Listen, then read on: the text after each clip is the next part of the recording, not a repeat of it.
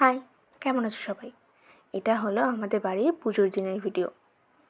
এখানে একজন দৌড়োতে দৌড়োতে আর দুজন হাঁটতে হাঁটতে যাচ্ছিলাম ঠাকুর আনতে। এই তো এসে ওখানে সমস্ত ঠাকুরগুলোই একটু দেখছিলাম, যদিও বেশিরভাগ ঠাকুরই বেরিয়ে গেছে। ওই যে সামনের দোকান, ওখান থেকেই দুটো চিপস নিয়ে নিয়েছিলাম। এই তো এটা হলো আমাদের বাড়ির ঠাকুর। ঠাকুর নিয়ে বাড়ি ফিরে এসে দেখি রাতের পুজোর জন্য জোগাড় চলছে। এই দেখো, সাজানোর পর দেখতে কত সুন্দর লাগছে। তোমরা জানাও তো তোমাদের কেমন লাগছে? আমি এখানে বসে বসে রান্না দেখছিলাম। ওই যে সামনেই প্রসাদের জন্য রান্না হচ্ছিল, আমার বাবা এখানে রান্না করছিলেন।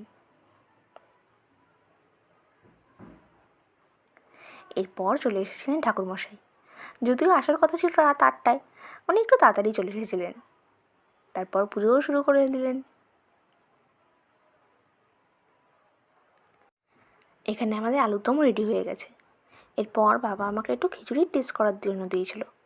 যদিও এটা কিন্তু ওই ভোগে দেওয়া হয়নি, শুধুমাত্র যেটা প্রসাদ নিতে আসবে তাদের জন্যই করা হয়েছিল।